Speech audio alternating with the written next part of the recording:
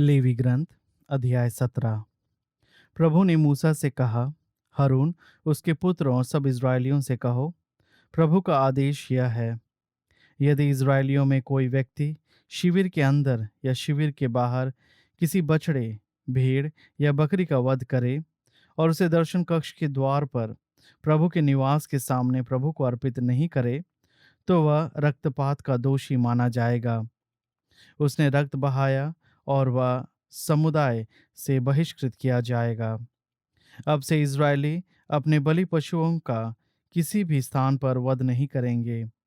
वे उन्हें याजक के पास अर्थात प्रभु के दर्शन कक्ष के द्वार पर ले आएंगे और उन्हें शांति बलि के रूप में चढ़ाएंगे। याजक बलि पशु का रक्त दर्शन कक्ष के द्वार पर छिड़केगा और उसकी चर्बी वेदी पर जला देगा। यह एक सुगंध युक्त चढ़ावा है जो प्रभु को प्रिय है। वे अब से उन वन देवताओं को बलि नहीं चढ़ाएंगे जिनकी वे व्याभिचार करते हुए पूजा करते हैं।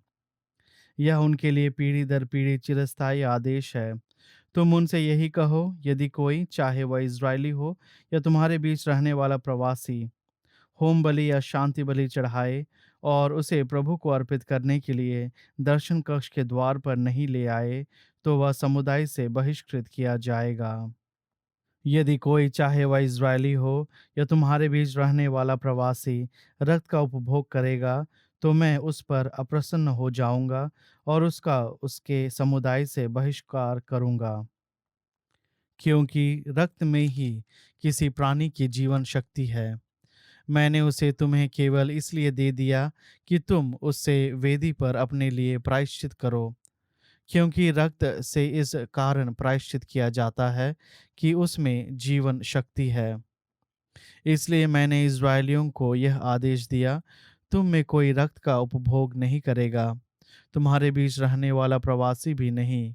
यदि कोई इज़राइली या तुम्हारे बीच रहने वाला कोई प्रवासी शिकार खेलते कोई जानवर या पक्षी पकड़े जिसे खाने की आज्ञा है, तो वह उससे रक्त निकाल दे और रक्त को बालू से ढक दे, क्योंकि रक्त में ही मनुष्य और पशु की जीवन शक्ति है।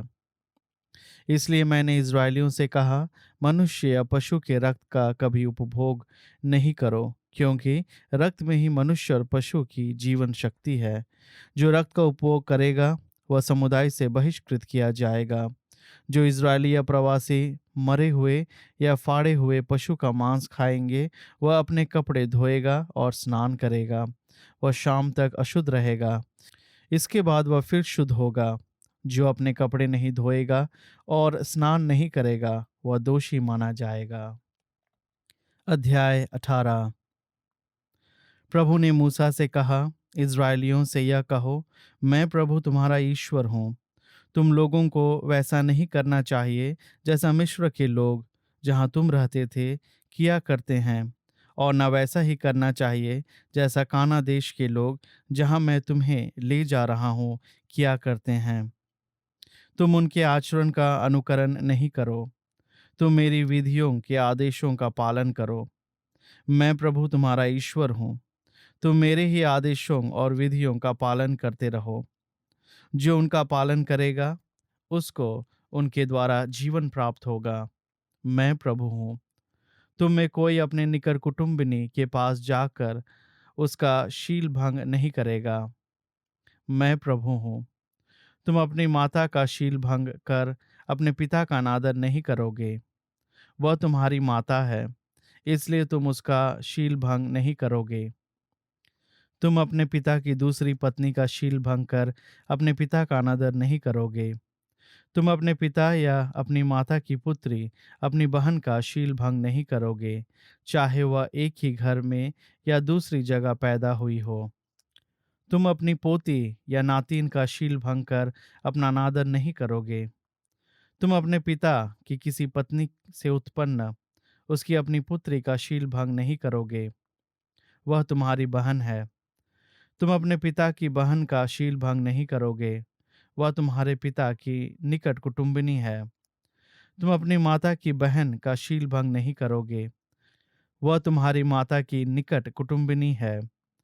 तुम अपने पिता के भाई की पत्नी का शील भंग कर अपने चाचा का अनादर नहीं करोगे, वह तुम्हारी चाची है। तुम अपनी पुत्र वधू का शील भंग नहीं करोगे, वह तुम्हारे पुत्र की पत्नी है, इसलिए तुम उसका शील भंग नहीं करोगे। तुम अपने भाई की पत्नी का शील भंग कर अपने भाई का अनादर नहीं करोगे। तुम किसी स्त्री और उसकी पुत्री का शील भंग नहीं करोगे। तुम उसकी पोती या नातनी का शील भंग नहीं करोगे। ये उसकी निकट कुटुंबिनियां हैं। यह व्यभिचार है।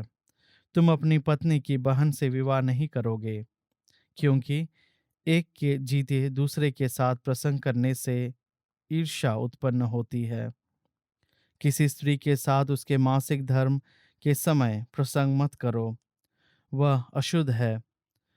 तुम अपने पड़ोसी की पत्नी के साथ प्रसंग नहीं करोगे, इससे तुम दूषित हो जाओगे।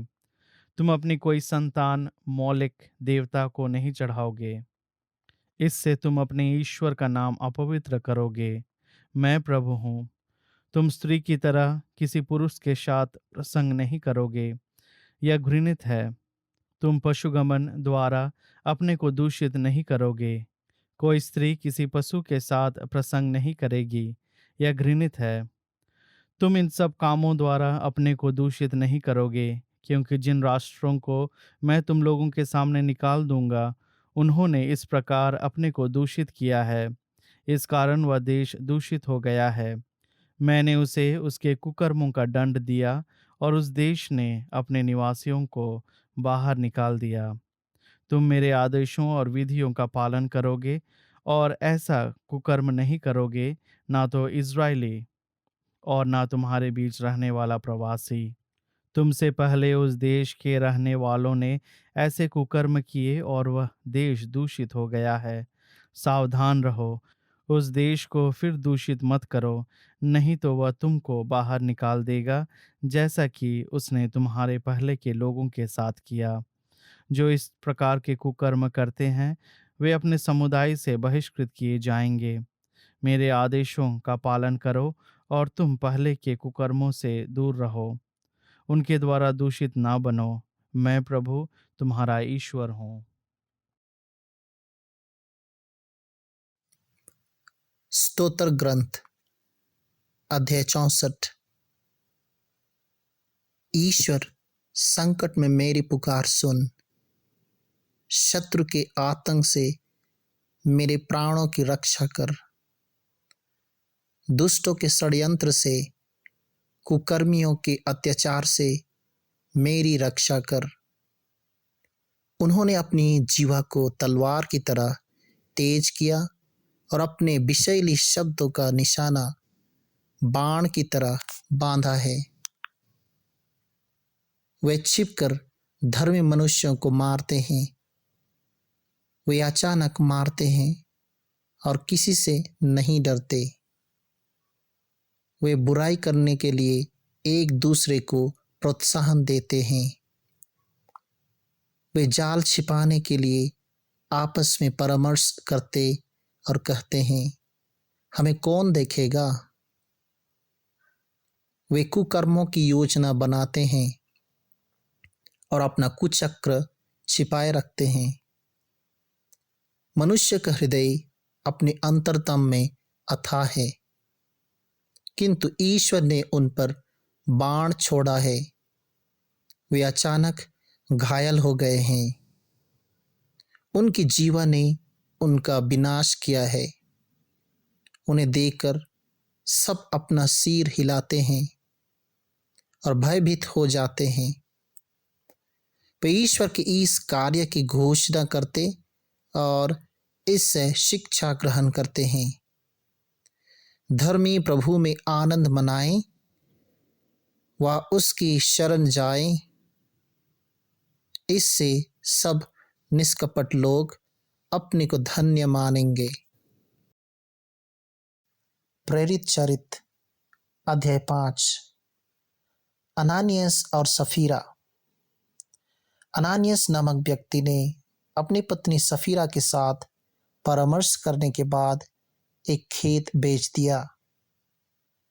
उसने अपनी पत्नी के जानते उसकी कीमत का एक अंश अपने पास रखा और दूसरा अंश लाकर प्रेरितों के चरणों में रख दिया। इस पर पेतरुस ने कहा, अनानियस, शैतान ने क्यों तुम्हारे हृदय पर इस प्रकार अधिकार कर लिया है कि तुम पवित्र आत्मा से झूठ बोलकर खेत की कीमत का कुछ अंश दबा ले रहे हो? बेचे जाने से पहले क्या वह खेत तुम्हारा अपना नहीं था? और उसके बाद भी क्या उसकी कीमत तुम्हारे अधिकार में नहीं थी? तुमने ऐसा काम करने का विचार अपने हृदय में क्यों पाला? तुम मनुष्यों से नहीं बल्कि ईश्वर से झूठ बोले हो। अनानियस ये बातें सुनकर गिर पड़ा और उसके प्राण निकल गए। सब सुनने वालों पर बड़ा भय छा गया। कुछ नवयुवकों ने उठकर उसे कफन में लपेटा और बाहर ले जाकर दफना दिया। लगभग 3 घंटे बाद उसकी पत्नी भीतर आई। वह इस घटना के बारे में कुछ नहीं जानती थी। पेतरुस ने उससे यह प्रश्न किया, मुझे बताओ, क्या तुमने वह खेत इतने में ही बेचा था? उसने उत्तर दिया, जी हाँ, इतने में ही। इस पर पेतरुस ने उससे कहा, तुम दोनों पवित्र आत्मा की परीक्षा लेने के लिए क्यों सहमत हुए? सुनो, जो लोग तुम्हारे पति को दफनाने गए थे वे द्वार पर आ रहे हैं और अब तुमको भी ले जाएंगे। वह उसी क्षण उसके चरणों पर गिर गई और उसके प्राण निकल गए। नवयुवकों ने भीतर आकर उसे मारा हुआ पाया और उसे ले जाकर उसके पति की बगल में दफना दिया। सारी कलीसिया पर और जितने लोगों ने इन बातों की चर्चा सुनी, उन सबों पर बड़ा भय छा गया। नए विश्वासियों की बढ़ती संख्या। प्रेरितों द्वारा जनता के बीच बहुत से चिन्ह तथा चमत्कार हो रहे थे। सब विश्वासी एक हृदय होकर सुलेमान के मंडप में एकत्र हो जाया करते थे। दूसरे लोगों में किसी को भी उनमें सम्मिलित होने का साहस नहीं होता था। हालांकि जनता उनकी बड़ी प्रशंसा करती थी। विश्वास करने वालों की संख्या बढ़ती जा रही थी। पुरुषों तथा स्त्रियों का एक बड़ा समुदाय प्रभु की कलीसिया का सदस्य बन गया। लोग रोगियों को सड़कों पर ले जाकर खटोलें तथा चरपाइयों पर लिटा देते थे, ताकि जब पेतरुस उधर गुजरे तो उसकी छाया उनमें से किसी पर पड़ जाए। यरूशलेम के आसपास के नगरों से भी लोग बड़ी संख्या में एकत्र हो जाया करते थे। वे अपने साथ रोगियों तथा अशुद्ध आत्माओं से पीड़ित व्यक्तियों को ले आते थे और वे सब चंगे कर दिए जाते थे। प्रेरितों की गिरफ्तारी और मुक्ति। यह सब देखकर प्रधान याजक और उसके सब संगी साथी अर्थात सदुकी संप्रदाय के सदस्य ईर्ष्या से जलने लगे। उन्होंने प्रेरितों को गिरफ्तार कर सरकारी बंदीगृह में डाल दिया, परंतु ईश्वर के दूत ने रात को बंदीगृह के द्वार खोल दिए और प्रेरितों को बाहर ले जाकर यह कहा, जाइए और निडर होकर मंदिर में जनता को इस नवजीवन की पूरी शिक्षा सुनाएं। उन्होंने यह बात मान ली और भोर होते ही वे मंदिर जाकर शिक्षा देने लगे। जब प्रधान याजक और उसके संगी साथी आए तो उन्होंने महासभा अर्थात इस्राएली नेताओं की सर्वोच्च परिषद बुलाई और प्रेरितों को ले आने के लिए प्यादों को बंदी गृह भेजा।